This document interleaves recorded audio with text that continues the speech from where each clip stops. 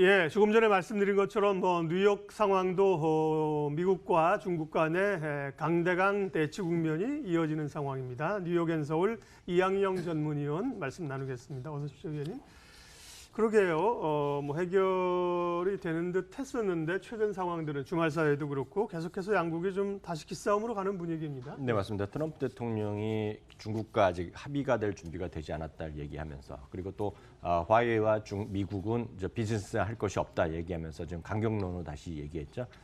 결국은 중국이 계속 트럼프 대통령의 입장은 약속한 것을 지키지 않고 있다. 그리고 결국 시간은 미국 편이고 미국이 이기고 있고 중국이 크게 당할 수밖에 없고 우리가 이긴다. 이런 논리를 2년째 계속하고 있는데 어찌되었건 미국 경제에서 차지하는 트럼프 대통령의 트윗 한 방 이런 것들이 지금 큰 역할을 미치고 있는데 어찌되었건 협상은 지지부진하고 관련된 특히 화웨이와 관련된 반도체 기술주들이 지난 금요일에 내리면서 지난 목요일날 금요일 약간 반등하면서 S&P 500과 나스닥은 주간으로 플러스였었는데 결국 주간 단위로 3대 지수 모두 2주 연속으로 하락을 했습니다. 특히 이제 나바로 백악관 무역국장이 중국의 의도적 위안화 평가절하에 대해서 강력히 대응하겠다는 것도 여전히 악재로 작용했는데요. 화면에 보이다시피 나스닥은 0.6% 하락했고요. 다우는 0.8%, S&P 500도 0.5% 하락하는 모습을 보여줬습니다. 섹터별로 보면 여전히 기술주가 시장의 한복판에 있습니다. 올라갈 때도 기술주가 많이 올라가고 떨어질 때도 기술주가 계속 더 많이 떨어지는 모습에 기술주 어찌됐건 그런 역할을 할 수밖에 없겠는데요.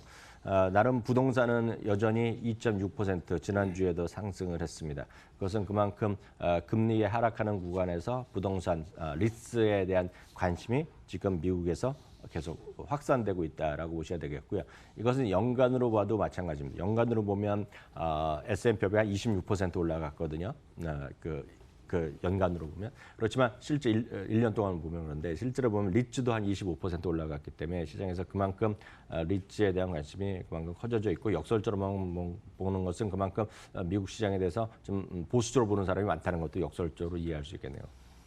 예, 국내 증시도 코스닥이 지난 월요일 날 7% 급락하는 그런 상황이 좀 나오지 말아야 될 것 같고요. 그렇지만 미국이나 우리나 사실은 변동성이 좀 커진 건 사실입니다. 네, 맞습니다. 아직까지는 변동성이 잦아들었다 이렇게 보긴 이번 주도 그렇고 조금 이르겠죠? 네, 아직 좀 이르다고 보셔야 되겠습니다. 물론 주요 경제 지표가 특별히 없고요. 이제 이번 주에 변동성이 줄어들 거라고 예측하는 사람들이 좀 우스갯소리일지 모르겠지만 상당히 신빙성 있게 얘기하는 것이 트럼프 대통령이 지난주에 그런 말을 하고 나서 휴가를 갔거든요. 그렇다고 휴가를 해서 완전히 노는 것이 아니고요.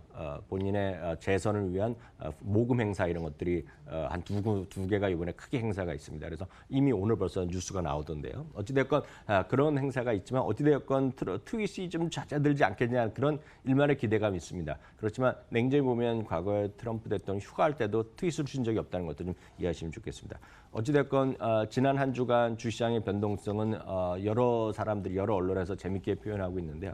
이것은 비스포크 인베스트먼트에서 또 재밌게 표현한 건데요. 네, 결국 특이한 그림을 하고 그랬습니다. 이모티콘이 이런 그림을 여러분들이 여러 개 찾을 수 있습니다. 지금 변동성과 그러니까 이모티콘 치면 정말 수많은 것 중에 제가 그나마 제일 재밌는 걸 표현했는데요. 그만큼 시장이 지금 유유지 한마디로 보면 재미가 없다 그런 표현을 하고 있고요. 지나고 보면 또 제자리 와 있다 그런 역설적인 표현도 되겠습니다. 그러다 보니 금값의 변동성이 나름 커질 수밖에 없는 것이 되겠고요. 금값, 은값, 이건 금값이 되겠는데 지난주 말에 약간 쉬었지만 결국 여전히 1,500달러 위에서 놀고 있고요. 은값도 움직이고 있고요.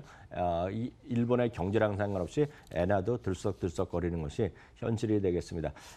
가장 중요한 역시 변동성은 지난주에도 한번 제가 두 군데 IBR 소개해드렸지만 비모는 결국 트럼프의 트윗이 언제 나올지 모른다. 이게 우스갯소리로 트럼프 트윗 캘린더가 존재하지 않는다는 거죠. 왜냐하면 이게 미국은 경제 일정이라든가 실적이 정확하게 일정이 나오고 있고요. 거기에 따라서 컨센서스가 나오기 때문에 거기에 맞춰서 준비를 할 수 있거든요. 근데 트럼프 대통령은 트윗을 언제 할지 모른다는 것 자체가 상당히 어렵다. 그걸 비모가 얘기하고 있고요. 지난주 목요일 날인가요? RBC, 그러니까 로열 뱅크 오브 캐나다인데 여기서는 애널리스트들이 지금 좌절하고 있는 시기라는 겁니다. 전 세계 애널리스트들. 왜냐하면 트럼프의 트윗이 모든 전망을 한 방에 날리는 그런 게임 체인저라고 하고 있거든요. 그만큼 좀 어려운 시기인데 어찌되었건 이번 주에 변동성에 대해서 극과 극의 의견을 한번 드려보겠습니다. 제퍼리 증권에서 수석 이코노미스트는 이런 얘기를 하고 있네요.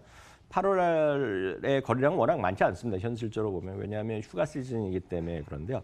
변동성은 그런 시장에서 더 확대될 수 있다. 이번 여름이 유례없이 어렵다는 얘기를 하고 있는 반면에요. CFRA의 수석 투자 전략가인 샘 스튜벌은 완전히 또 반대 얘기를 하고 있습니다. 최악은 끝났다 얘기를 하고 있고요. 8월 말까지 얼마 안 남았죠. 한 보름 정도 남았는데요. 주식시장이 다시 사상치 효과로 복귀할 것으로 얘기하고 있고요.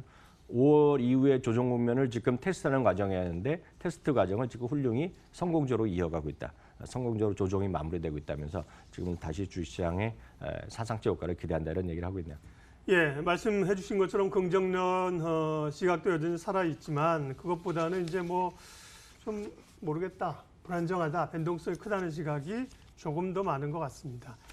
이번 주는 이제 우리는 광복절로 또 하루를 휴장하게 되는데요. 미증시에서는 어떤 지표들 주목해야 됩니까? 네, 말씀드렸다시피 주요 경제 일정이라든가 실적 시즌에 본 것은 크게 많이 없습니다. 네. 다만 항상 중순에 보면 관심 있는 것이 소매 판매입니다. 그래서 소매 판매가 이번 주 15일 날 발표하는데요. 그 전에 미국 시간을 보면 13일 날 소비자 물가 지수가 있는데요. 2.1% 정도 증가할 것으로 지금 추정되고 전망치가 나오고 있고요. 소매 판매는 지난달에 0.4% 늘어났으니까 전월 대비가 되겠는데요. 이번 달에 0.3% 정도 늘지 않았을까라는 전망이 있겠고요. 소비자 심리에 관해서는 여러 군데서 발표합니다만 8월 16일 날 미시간에서 소비자 심리 지수가 가장 오래되고 권위 있는 것 중에 하나인데요. 이번 주 금요일 날은 소비자 심리 지수가 발표되는데 97.5가 전망되는데 말씀드렸다시피 이번 주에는 아마 소매 판매 실적이 가장 핫한 실적이 될 것 같다. 이렇게 정리할 수 있겠고요. 실적 시즌은 S&P 500 기준으로 보면 이미 450여 개가 나왔기 때문에 거의 끝났다고 일단 이해하시면 되겠습니다. S&P 500 기준으로 보면 달랑 이번 주에 50여 개, 죄송합니다. 12개 정도밖에 남지 않았고요. 굳이 관심 있는 것들은 아마 미국 시간을 보면 14일이 되겠고요. 우리 시간을 보면 광복절 새벽이 되겠는데요. 시스코 시스템이 알리바바가 있겠고요. 그다음에는 엔비디아가 아마 이번 주에 남은 가장 핫한 관심주다 이렇게 이해하시면 되겠네요. 네, 뉴욕 앤 서울 이양영 전문위원 함께 했습니다. 고맙습니다.